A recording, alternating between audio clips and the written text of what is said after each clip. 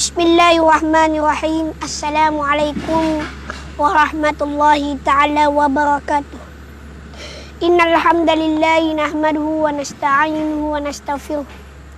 Wa na'udzu billahi min syururi anfusina wa min sayyiati a'malina. May yahdihillahu fala mudilla lahu wa may yudlil fala hadiya lahu.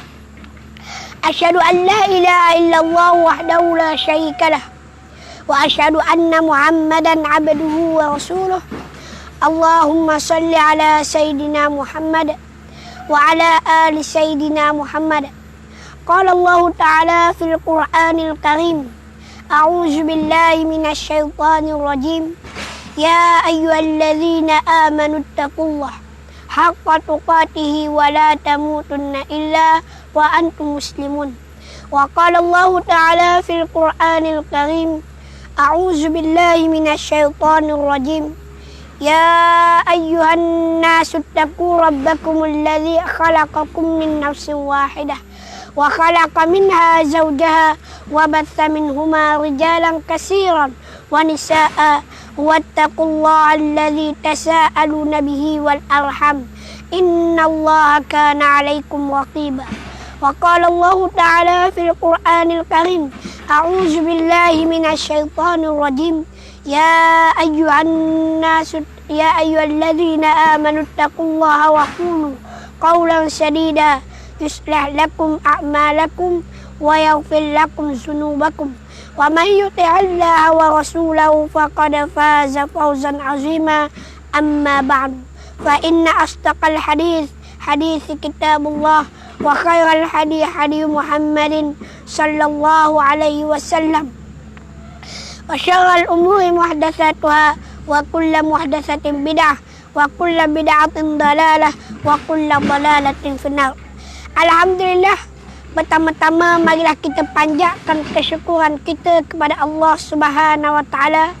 Dengan rahmat dan kasih sayang Allah Subhanahu wa taala, dapat lagi kita bersama-sama berada di dalam perkongsian ilmu. Moga-moga mendapat rahmat dan maghfirah, kebaikan di dunia dan di akhirat insya-Allah. Muslimin muslimat yang dirahmati Allah sekalian, bersyukur kita kepada Allah Subhanahu wa taala kerana kita diberikan peluang oleh Allah Subhanahu wa taala untuk sama-sama duduk di dalam majlis ilmu, untuk sama-sama kita berkongsi ilmu. Moga-moga kita mendapat rahmat dan kasih sayang daripada Allah Subhanahu wa taala. Muslimin muslimat yang dirahmati Allah sekalian, hari ini kita masih lagi membicarakan tentang apa dia? Hari ini kita masih lagi membicarakan tentang sifat hati ataupun sifat kehidupan kita, tasawuf.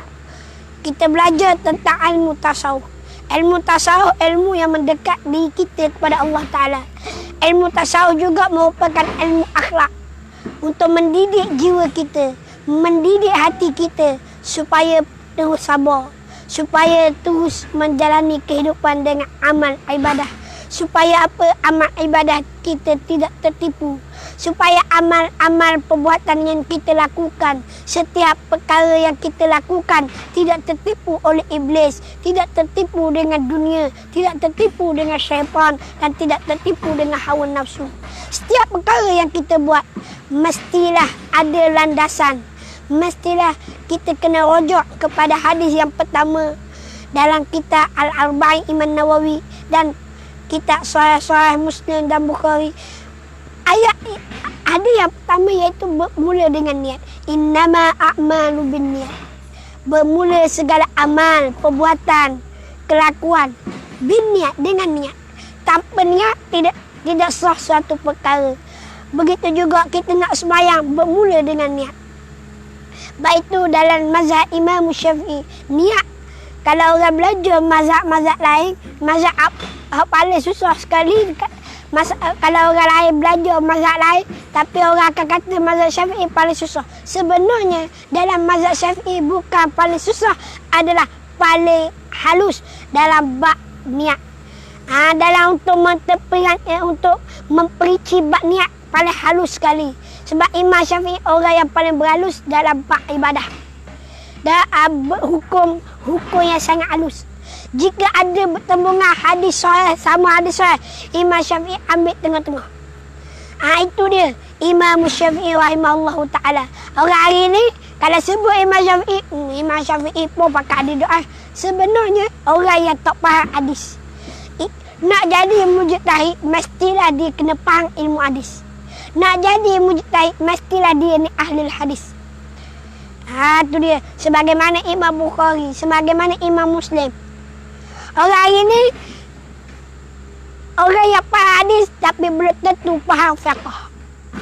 Belum tentu. Boleh bercakap tentang hadis, belum tentu boleh bercakap tentang ilmu fiqh. Kadang-kadang istinbat fiqh tidak sama dengan ulama-ulama fiqh yang ada kaedah-kaedah yang tersendiri. Baik, tajuk hari ini bab makan. Loba kepada makanan. Loba kepada makanan. Sebab tu kita kena berhati-hati setiap kali kita makan dan sebagainya. Antara sebab ataupun punca kejahatan bermula dengan makanan kita. Bermula dengan makanan kita. Banyak bercakap itu Allahumma salli Muhammad wa ala ali Muhammad. Loba makanan antara punca segala kejahatan. Tu dia. Loba makanan ni punca segala kejahatan. Kerana perut itu tempat keluar bagi segala keinginan. Dari perut keluarnya segala keinginan. Daripadanya terjadi keinginan faraj. Daripadanya terkeluar daripada keinginan faraj. Yakni lubang kemaluan kita. Faraj ni bukan untuk orang puan saja. Begitu juga orang lelaki. Kemaluan. Lubang kemaluan. Dan membawa loba harta. Daripada perut juga. Jadi loba harta. Kita kerja-kerja nak makan sedap, dan sebagainya. Daripadanya terjadi keinginan farad dan membawa loba harta. Dari kemegahan senang mendapat harta. Dari situ terbiah pula sifat riak. Terbit pula sifat riak. Daripada sana terbit pula sifat riak. Takabur, dengki dan berseteru. Sabda Nabi sallallahu alaihi wasallam, ma mala adamiyyu wi'an syaran min batnihi bihasbi bani adama aklatun yuqimna sulbah fa in kana la mahalata fasulusun li ta'amihi wa sulusun li syarabihi wa sulusun li nafsihi. Li nafasi. Apa dia? Artinya hati Nabi sallallahu alaihi wasallam tiada memenuhkan manusia segala bekas yang lebih terbahaya dari perutnya. Adalah cukup bagi seorang makan beberapa suap yang boleh membetulkan tulang belakang. Maka jika tak dapat tidak, maka bolehlah ditambah kadar sepertiga bagi makanannya, bagi minumannya, sepertiga dan sepertiga lagi bagi pernafasannya. Diriwayatkan oleh Ahmad dan Tirmizi. Disebut dalam asal afdalukum indallahi atwalakum ju'an wa tafakkuran wa abghadukum ila Allah ta'ala kulla akuli syarubin naumin. Artinya di antara kamu yang paling utama di sisi Allah ialah orang yang paling selalu berlapar, yakni berpuasa dan banyak berfikir. Dan di antara kamu yang paling benci oleh Allah ialah setiap yang pemakan, banyak minum dan banyak tidur. Apa buatan hak Tuhan tak suka? Banyak makan, banyak tidur, kurangkan lapar. Tu dia. Kita sebab apa kita kena berlapar? Sebab kita kena sedar diri kita ini ada nafsu. Kalau kita laparkan, kita pahak belaka. Dok kira lah halal haram kita tebang belaka. Kerana makan juga punca daripada kita gila kepada dunia. Kerja siang malam pagi petang lupa akhirat. Dengan sebab makan juga Tak, kita binasa tubuh badan kita. Binasa tubuh badan kita. Tak, bapa mu kerja gini, nak cari makan Ustaz. Nak cari makan. Tengok, bermula dengan makan. Baik tu kalau makan tak molek, makan tak molek orang itu. Tak, baik tu macam cuba kita bayangkan macam mana Allah Ta'ala nak makbulkan doa kita. Kita minta dengan Allah. Kita mohon kepada Allah Subhanahu Wa Ta'ala. Tak, kita mohon, kita minta dengan Allah. Tapi dalam masa sama Allah Ta'ala tak terima doa kita. Ustaz, saya minta doa dengan Allah. Tak, kita mohon doa dengan Allah Ustaz. Tak, kita minta semua-semua. Tiap-tiap malam, tiap-tiap hari, tiap-tiap masa, tiap-tiap lepas maya. Kita minta dengan Allah. Kita minta dengan Allah. Tetapi bapa tak makbul doa ini ya Allah. Tak terima doa ini ya Allah. Mungkin. Tak mungkin. Dan sebahagiannya mungkin daripada perut kita. Hasil yang kita makan. Hasil yang kita dapat daripada hasil yang haram. Saya minta maaf banyak kepada muslimin-muslimat yang dirahmati Allah sekalian. Mungkin ini boleh menyinggungkan perasaan tuan-puan. Dan contoh, kita jual di supermarket. Saya tak sebut mana-mana supermarket. Kita jual di supermarket, ada perkara yang haram, ada perkara yang halal. Tetapi kita sebagai cashier, kita sebagai penjual, kita terpaksa jual juga. Daging babi kita jual. Perkara tu haram, kita melakukan, kita jual juga. Contohnya kita jadi cashier juga, kita orang minta arak. Dah, kalau dak kita kena pecat, kalau kita tak tanda. Dah, kita pun jual juga arak. Orang yang makan, orang yang jual arak, orang yang sokong arak, orang yang minum arak, kulluhum finnar, mereka duduk dalam neraka. Na'udzubillah min zalik. Mereka kalau mati dalam, orang panggil mati dalam keadaan fasik. Allahumma salli Muhammad. Muslimin-muslimat yang dirahmati Allah sekalian. Baik itu menjadi punca daripada mana? Punca daripada rezeki ataupun harta kita yang haram. Lepas tu harta kita pula masuk dalam perut kita. Masuk dalam perut kita. Apabila kita berdoa, bagaimana Allah Ta'ala nak mengampuni dosa kita? Bagaimana Allah Ta'ala nak terima doa kita? Kita merayu macam mana pun, keluar air mata darah sekalipun. Apa yang hasil daripada perut kita, apa yang hasil daripada tubuh badan kita, pakaian kita, baju kita, segala apa tempat tinggal kita dan sebagainya adalah hasil daripada yang haram. Hasil daripada perkara yang haram. Walaupun Ustaz, kita tak jual arak Ustaz, kedai tu je jual. Kita kerja saja. Kita kerja, kita tak tahu duit yang kita dapat tadi adakah hasil keuntungan ataupun jualan yang kita bekerja, upahan kita daripada duit yang halal ataupun yang haram. Bayangkan, punca daripada perut. Nampak remeh je, nampak mudah je. Makan. Tak, sebut makan mudah je. Ke mana? Tak, tapi walaupun sebut makan, kita sebut makan benda perkara yang sangat-sangat mudah. Tetapi kita kena ingat hasil yang kita makan, apa yang kita makan, adakah ianya hasil yang halal ataupun tempat yang tidak ada syak keraguan. Batu perkara yang subah, kalau boleh kita elok, kita elok. Kalau kita tengok kedai tu tak ada perkara yang elok, haram lah ke Ustaz, kita jangan bekerja di tempat itu. Cari pekerja yang lain. Susah Ustaz. Tak, kita mohon kepada Allah. Kita minta kepada Allah. Allah Ta'ala sayang kepada hamba-hambanya. Allah Ta'ala sayang kepada kita. Baik tak Allah Ta'ala beri kepada kita kehidupan yang baik. Allah Ta'ala bagi kepada kita macam-macam kehidupan. Tak, kita buat perkara yang haram. Kita makan harta riba.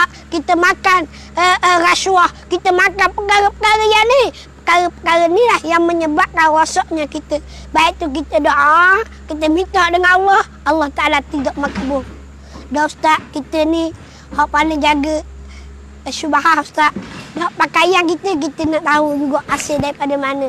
Baju kita pun dah tahu. Kita tahu dari mana Ustaz.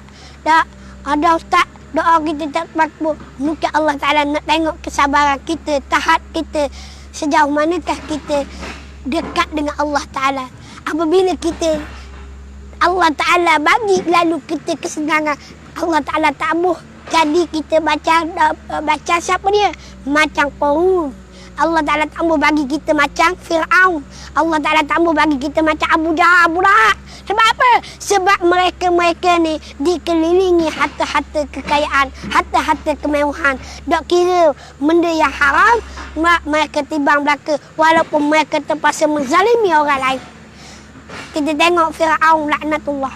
Fir'aun laknatullah. Apabila harta kekayaan mereka ada, dak mereka bertambah jahat lagi. Bertambah jahat sehingga sampai tahap dak mengaku menjadi Tuhan. Itu Fir'aun. Kita nak ke jadi Fir'aun.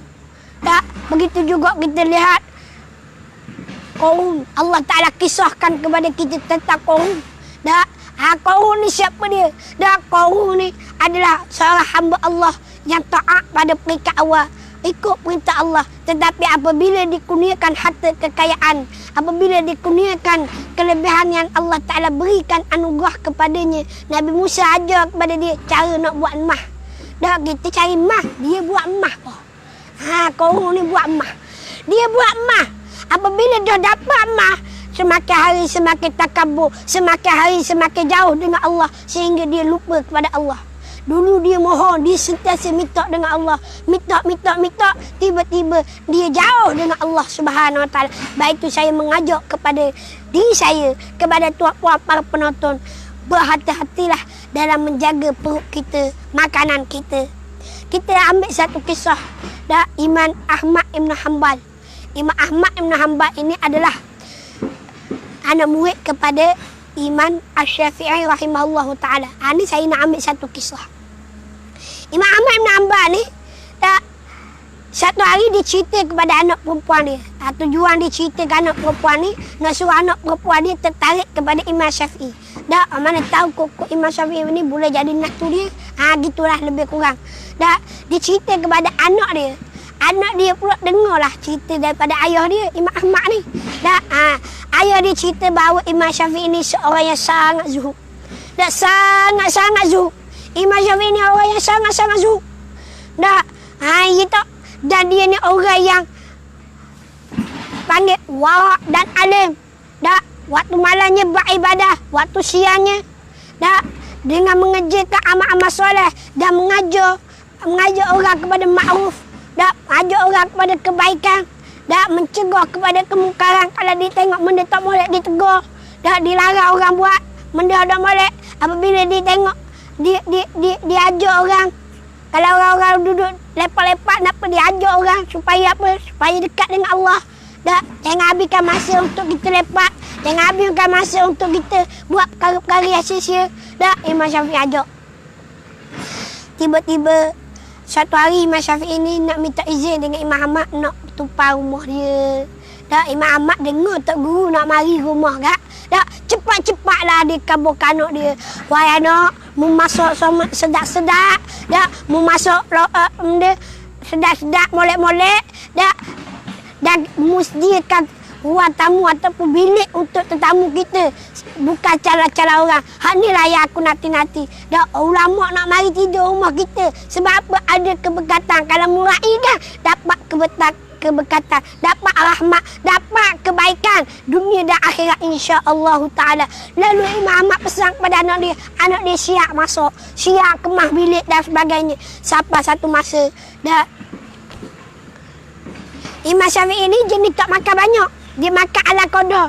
Janji boleh masuk perut dia walaupun tak kenyang. Mengikut sunnah Nabi sallallahu alaihi wasallam. Tiba-tiba anak dia perhati Imam Syafi'i. Dalam diam. Dia kabur kayuh. Dia tengok Imam Syafi'i. Biasalah orang puan ni juga berhati. Ke mana? Dia tengok orang tu hati-hati. Dia tengok Imam Syafi'i. Tengok Imam Syafi'i ni. Dia tengok Imam Syafi'i. Ayah dia cerita lagu ni. Dia tengok Imam Syafi'i. Tiba-tiba dia jamu, dia bagi makanan paling banyak sekali. Lebih daripada biasa. Dia bagi makanan paling banyak sekali ke Imam Syafi'i ni.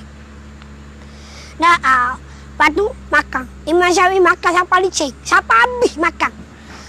Kelah Imam Syafi'i. Sampai habis. Pelik anak dia. Dia kata Imam Syafi'i ni makan ala qada. Tiba-tiba habis qada dah tu. Lalu pada waktu malam pula Tak, ayah dia bangun mayat tajuk, dia pun bangun serta. Tak, tengah-tengah dia bangun serta, dia lalu tepi bilik Imam Syafi'i. Nak tengok juga Imam Syafi'i buat apa. Dia tu ikut itu bilik. Dia itu bilik. Kita tengok Imam Syafi'i buat apa. Dah tengok. Rupa-rupanya Imam Syafi'i terus tidur. Tengok.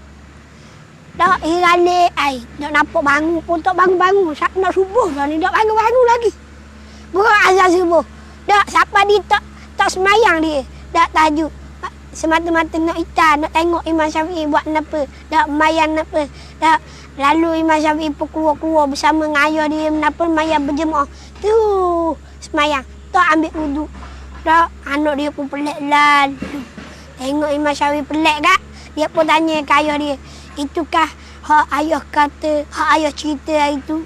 Tak, guru ayah ataupun dia ni orang yang warak, orang yang alim, makan kurang. Dah, dia bukan jenis makan banyak dan sebagainya, makanlah kobel suhu dan sebagainya. Dah. Lalu ayah ikan boya lah. Tu lah Imam Syafi'i. Dah, guru ayah. Anak ibu minta izin dengan ayah. Ayah, saya nak cerita kenapa hak kepelikan yang saya tengok pada Imam Syafi'i. Apa dia? Dia nak tanya ayah dia. Mula-mula aku tengok dia kata, dah, dia makan banyak. Ayah kata dia ni zuhud, makanlah kodor, makan sekadar yang ada saja, yang ada mampu saja. Dah, apa tu yang kedua pula, dah, aku tengok ayah kata dia ni malam beribadah, semayang dan sebagainya. Tapi aku tengok malah tak semayang. Lepas tu waktu subuh pula, molek-molek ada terus semayang tanpa ambil air wuduk. Lalu Imam Ahmad kata mana? Dah, soalan ni aku kena tanya guru aku. Kalau kita kak, orang ni kak, dok pakai gawang, belakang lebih. Kita. Dok tanya guru. Dah, kita pakai tibang lalu. Kita. Dak sama dengan orang dulu. Dah, Imam Syafi'i, Imam Ahmad, oleh kerana tawaduknya, tanyanya guru dia, sebab apa guru dia buat giam-giam. Lalu tok guru dia jawab macam mana? Imam Syafi'i jawab, wahai anak muridku, dah, wahai Imam Ahmad, sesungguhnya aku buat begitu. Aku makan terlalu banyak. Di rumah kamu memang aku makan rumahmu banyak. Rumah lain aku tak makan banyak gitu. Dah, sebab apa? Ya tahu, siapa tahap tu mu makan rumah aku banyak. Biasanya aku tengok mu makan tempat-tempat lain, sikit je, suhu je. Imam Syafi'i kata, ginilah Imam Ahmad, aku kenal mu. Dah, perangamu, sifatmu aku kenal. Dah, tengok kawan dengan orang baik kan. Dah, dia kenal sifat dan perangai orang baik ni lagu mana. Dia kenal, sungguhnya mu ni perkara hak syubhat pun tak masuk dalam rumahmu. Apatah lagi perkara yang haram. Apabila aku makan sesuatu yang ada dalam rumahmu, nescaya itu barakah, itu kebaikan, itu sifat, itu penawar. Kerana apa? Sebab tidak ada perkara yang haram. Dan nasi yang halal, makanan yang halal. Dah, macam kita. Banyak benda syubhat kalau kita tengok dah. Makan Maggi apa. Dah, dia kata kamu aku pun makan juga. Dah, nak kabarnya benda tu syubhat. Tak tahu asal daripada mana. Dia kata dari gandum. Dah uli dengan apa dah contohnya. Kalau syubhat. Kalau Imam Ahmad, tak ambil dah. Tak makan dah. Kalau syubhat. Sebab dia imam. Dah, tu dia. Orang lain ni pelakih ibadah dahulu. Pelakih ulama-ulama dahulu. Padahal ulama-ulama dahulu, dia nak cakap pun dia orang panggil berkiah-kiah, ataupun dia cakap pun dia ingat, dia faham, dia tahu apa yang dia nak cakap. Kita dah kira sambono, nak cakap ikut udang je. Dah, tu kita kena ambil contoh. Baik tu mereka ni ingatan yang kuat. Baik tu mereka ni Allah Ta'ala beri kelebihan sehingga menjadi mujtahid mutlak. Apa dia mujtahid mutlak? Orang yang hebat lah. Dan yang boleh buka mazhab. Dan kita hari ni pandai hadis suka dua baca alim mazhab. Dah, tu pun tengok lektor hadis. Dah, aku tak apalah, aku ni bukan orang alim. Dah, aku boleh khabar. Dah, sebab aku ni bukan orang alim. Dah, kadang-kadang hadis pun tengok Al-Quran. Hadis pun tengok kitab. Dan Al-Quran pun kadang-kadang tengok Al-Quran.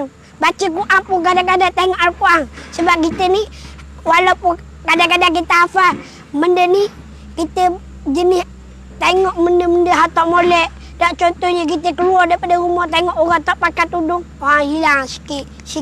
Tiba-tiba tak nak baca ayat Quran, mari tak ingat. Nak baca hadis, mari tak ingat. Sebab apa? Sebab kita ditipu. Dah dipenuhi dengan dosa. Dah dipenuhi dengan maksiat. Dipenuhi dengan perkara-perkara yang lara. Dah buka telefon tengok joget. Joget. Dah padahal kita tak buka pun, kita tak download pun benda joget. Tiba-tiba iklan dia. Dah, ni zaman akhir zaman. Dah nak kabarnya kita penuh dengan dosa.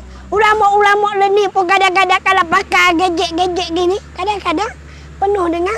Dah kita tengok buka telefon macam-macam. Dah kita tak ambuh pun. Tengok juga apabila gitu, maka ia boleh merosakkan. Dah jadi ingatan kurang. Dah ni yang jadi masalah. Sehingga kita cakap sembrono. Dah ikut dan je kita tebang. Ulama-ulama dulu dah. Tak sampai tahap tu. Dia jaga. Nak tengok orang puak pun dia jaga. Apatah lagi nak cakap dengan orang puang. Dah tengok orang puang dia jaga. Dah kalau cakap pun di sebalik tabir. Wah, hebatnya orang dulu kita dah tebang dia. Dah bukan kita marah cakap adakah aurat tak aurat. Dah suara orang puan tu tak aurat, dia hanya fitnah. Dah perempuan ni an-nisa'u mazidatul fitnah. Perempuan ni dah ia boleh mendatangkan fitnah. Mendatangkan fitnah. Dah sejak zaman Nabi Adam sampailah akhir zaman. Dah abad tu orang puan hak Nabi sebut al-mar'us salih dah ad-dunya mata dah khairul mata mar'us salihah. Dah tu dia. Dunia ni tipu daya ataupun perhiasan. Sebaik-baik perhiasan adalah wanita yang solehah. Baik tu kalau jadi orang puan, jadilah para wanita yang solehah. Dah orang puan pula kalau dia lawa, dia rasa lawa lah. Dah kalau dia rasa lawa, dia comel, kena jaga pandangan. Dah bukan jaga pandangan dia nak tengok orang lelaki, bukan jaga kecantikan dia tu dah daripada dipandang oleh orang lelaki ataupun ajnabi. Kena jaga. Orang hari ni dah kira dah nak tunjuk-tunjuk, nak suruh orang pandang kita. Dah mu ingat mu lawa sangat ke mana? Dah bila dari tu lawa lagi. Marah orang puan kalau aku kata gitu. Tapi inilah hakikat dia. Dah inilah hakikat dia.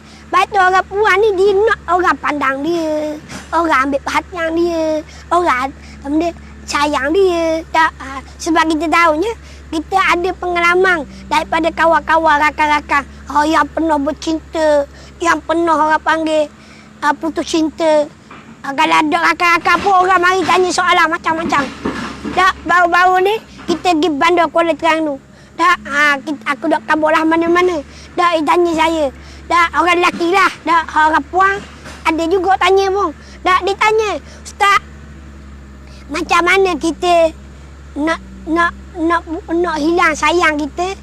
Dah nak hilang anda panggil nak suruh kita lupa orang kita sayang. Buluk. Aku nak jawab orang ni agak-agak. Mu agak-agak aku jawab ke ni mu agak-agak. Dah, macam mana nak lupa orang kita sayang, Ustaz? Dah. Orang kita sayang, kita tak boleh nak lupa sebab benda tu lumrah. Benda tu lumrah. Tetapi kalau kita sayang kerana Allah, dah, kita benci pun kerana Allah. Sebab tu kalau kita kawan kerana Allah. Dan berpisah kerana Allah Subhanahu Wa Taala. Baik tu kalau kita nak bercinta, kita bercinta kerana Allah. Kalau dia melanggar perintah Allah, kita tak payah cinta, tak payah sayang dia. Dan kalau kita langgar cinta Allah, memang Allah Ta'ala akan pisahkan kita. Baik tu saya nak kabar kepada muslimin-muslimat yang dirahmati Allah sekalian. Cinta itu lumrah. Kasih sayang itu lumrah. Yang tak dapat tidak memang ada pada tiap-tiap manusia. Baik itu kelebihan manusia. Dia ada sifat belah kasihan. Dia ada sifat kasih sayang. Dia ada sifat marah. Dia ada sifat benci dan sebagainya. Itu manusia. Dah, kita tak lepas daripada beberapa sifat ini. Maka macam mana kita nak kawal?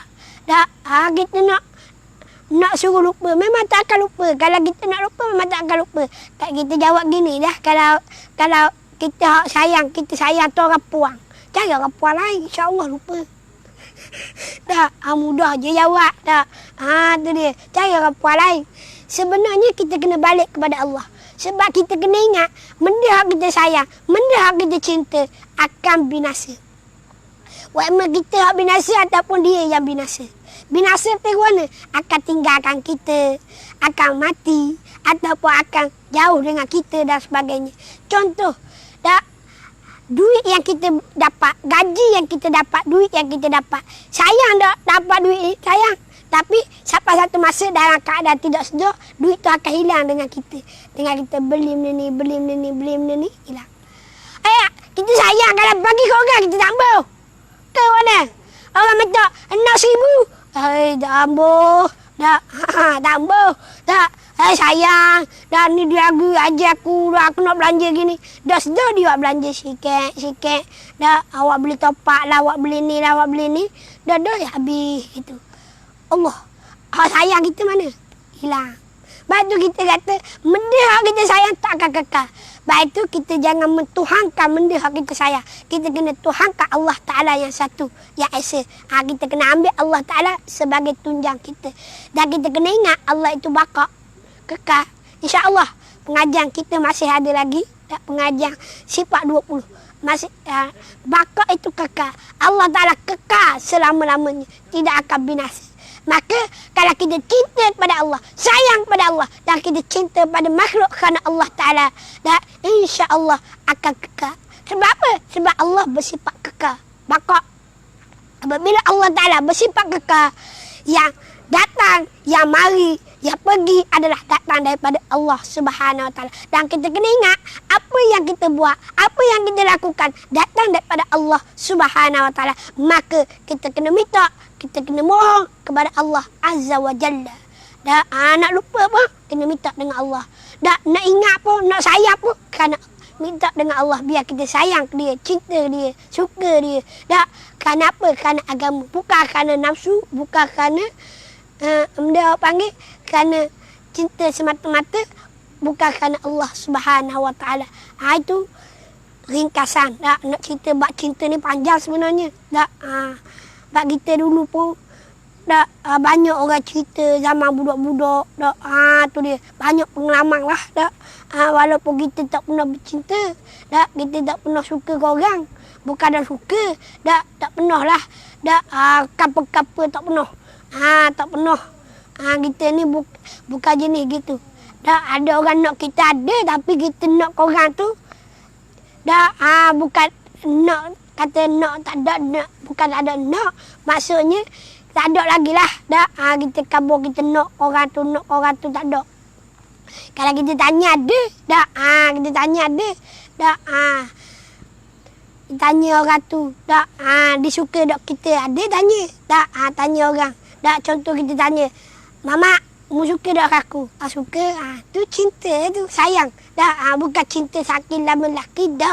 Ukhuwah, muhabbah, cinta, kasih sayang di antara muslimin, muslimat yang dirahmati Allah sekalian. Allahumma salli ala Muhammad wa ala ali Muhammad. Tu dia. Hari ni kita cerita masuk itu. Baik. Moga-moga kita mendapat rahmat dan kasih Allah Ta'ala. Baik tu kita, ya, poin yang kita dapat pada petang ini adalah sifat apa dia? Jangan berlebihan dalam makan. Dan makan pula, jangan pula makan yang boleh menyebabkan kita lupa akhirat. Dah, sebab makan juga, dah, sebab makan juga sampai tambuh nak ibadat, tambuh nak semayang, tambuh. Dan daripada makan juga kita kena jaga halal dan haram. Dah, kena jaga halal dan haram. Apa yang halal dan haram? Halal yang haram. Dah, halal dan haram. Kita kena jaga hasil yang kita makan daripada duit yang halal ataupun duit yang haram. Kita kena ingat, dah, kita kena tahu dan kita kena jaga baik-baik. Moga-moga apa yang kita doa, kita minta dengan Allah, Allah Ta'ala makbulkan doa kita, insya-Allah. Baik, insya-Allah, muslimin muslimat yang dirahmati Allah sekalian, abilah untuk perkongsian kita pada petang yang penuh barakah. Dan untuk makluman tuan-puan, di belakang saya adalah apa dia ni? Adalah tempat yang mana pondok Darul Zahra. Ni pondok ni akan bina tempat ataupun pengajian untuk muslimat, insya-Allah anak-anak muslimat kita insya-Allah akan belajar di sini. Kita sekarang tengah betulkan tanah, ratakan tanah yang masih berbukit untuk kita baik pulih, untuk kita dirikan madrasah. Boleh share kawan-kawan untuk sama-sama bantu kita, bantu madrasah Darul Zahra ini. Dan kalau bukan tuan-puan, siapa lagi akan membantu? Dan saya ucapkan terima kasih banyak-banyak kepada mereka-mereka yang menyumbang. Daripada RM1 tuan-puan. Dan menyumbang batu bata, menyumbang semen, menyumbang duit. Dan daripada hasil duit sumbangan tuan-puan akan dilipat kali ganda oleh Allah Ta'ala. Saya doakan moga tuan-puan dapat kejayaan di dunia dan di akhirat insya-Allah. Dan diberikan kebaikan, kesihatan, kekuatan oleh Allah Ta'ala dalam menghadapi kehidupan ini di atas dunia sebelum kita bertemu di akhirat kalau bertemu dengan Allah Azza wa Jalla. Ini pondok Darul Zahra, masih lagi banyak prasana yang kita yang perlu kita nak, yang masih lagi kita memerlukannya. Dan tuan-puan kena ingat, setiap sen tuan-puan sumbang itu akan dinilai oleh Allah Subhanahu Wa Taala. Walaupun dengan harga sebiji bata. Dan sebiji bata saja. Dan nampak murah je 3%. Dan 3% je sebiji bata. Tetapi hasil daripada bata tadi, terdirinya bangunan yang begitu megah, terdirinya madrasah daripada hasil itu. Selagi mana tertegaknya madrasah, selagi itulah pahala ganjaran yang tuan-puan dapat. Ya, tuan-tuan diberikan oleh Allah Ta'ala pahala walaupun tuan-puan meninggal dunia. Hari ini tuan-tuan infak, nanti tuan-puan akan pergi meninggalkan dunia ini. Tuan-puan akan terus mendapat pahala walaupun tuan-puan telah meninggal dunia. Dan kita sedekahkan niat pahala kita kepada ibu bapa kita, kepada anak kita. Kalau kita tengok anak-anak kita, niat ke dia untuk kita sama-sama bantu dia supaya dia jadi anak yang soleh, anak yang dengar kata, anak yang baik. Dah, tu dia. Kita minta dengan Allah Ta'ala. Dah, kalau kita nak tegur anak kita, tak boleh dah anak kita besar-besar jalur dah. Degil juga Ustaz. Dah, jenis makan mengaruk-mengaruk Ustaz. Dah, warna nak ubah Ustaz. Gini je. Dah, kita buat kebaikan. Dah, kita minta dengan Allah. Niat kebaikan itu untuk anak kita. Moga-moga Allah Ta'ala ubah hati dia, ubah jiwa dia untuk dekat kepadanya, untuk dekat kepada Allah Subhanahu Wa Ta'ala dengan kita bersedekah. Itulah kelebihan sedekah. Dan mana kasat min malin. Dan tidak akan kurang harta daripada kita bersedekah. Baik itu perbanyaklah sedekah. Itu janji Nabi sallallahu alaihi wasallam. Insya-Allah pada kita hampir dekat kepada akhir Ramadan. Akhir Ramadan, Allahumma salli Muhammad. Kita dah dekat dah dengan bulan Zulhijjah, iaitu bulan yang kita nanti-nantikan akan adanya. Dan kalau biasanya tahun ini, tahun Allah Ta'ala tak beri keizinan untuk kita menunaikan haji. Tak apa, walaupun kita tak boleh nak pergi haji, walaupun kita tak boleh nak buat ibadat haji, tetapi kita diberi peluang oleh Allah Ta'ala untuk kita berkorban. Maka ambillah korban kita, sembelihlah binatang korban kita untuk kita mendapat rahmat, untuk kita mendapat kebaikan, untuk kita mendapat pahala haji yang kita tak jadi tadi. Dan kita korbankan harta. Kita bayangkan Nabi Ibrahim AS terpaksa mengorbankan anaknya. Kita tengok dramatik yang mana mengisahkan dua orang Nabi, yang mana Allah Ta'ala uji Nabi Ibrahim AS untuk menyembelih anak. Nabi Ismail terpaksa mengorbankan jiwanya. Nabi Ismail terpaksa mengorbankan anaknya dan untuk disembelih. Demi apa dia? Demi ketaatan perintah daripada Allah Subhanahu Wa Ta'ala. Mereka berkorban demi ketaatan kepada Allah Subhanahu Wa Ta'ala, sanggup menyembelih anaknya. Maka oleh kerana Nabi Ibrahim membuktikan kepercayaan, ketaatan dia akan perintah Allah Ta'ala, Allah Ta'ala tukarkan dengan kibas. Dan kita hari ini, Nabi Allah Ta'ala tak suruh kita korbankan anak. Allah Ta'ala tak suruh kita korbankan suami ataupun isteri. Allah Ta'ala suruh kita korbankan binatang. peliharaan kita, binatang korban kita. Kita korbankan mereka. Jom masuk serta di korban. InsyaAllah Madrasah Darul Zahra hari ini membuka ruang seluar-luarnya. InsyaAllah kita akan tutup korban ini pada korban ataupun akikah. Mana-mana nak korban, nak akikah, kita akan tutup korban ataupun akikah ketika mana? Ketika mana habis lembu. Habis lembu, kita akan tutuplah korban kita. Dah kita target pada tahun ni dah beberapa ekor lembu. Dah hampir 10 ekor lembu. Masih lagi ada ruang. Siapa-siapa yang nak menyertai korban akikah di Madrasah Darul Zahra, saya membuka ruang untuk tuan-puan, untuk para pendengar, para penonton dan para akan berkorban di sini. Tak, kita boleh datang ke sini ataupun nak suruh kita bagi sendiri, nak ambil daging, nak ambil daging, nak bagi diri ataupun nak serah kepada kami untuk bagi, ataupun nak ambil juga sikit nak makan dan serah kita nak bagi pun tak ada masalah.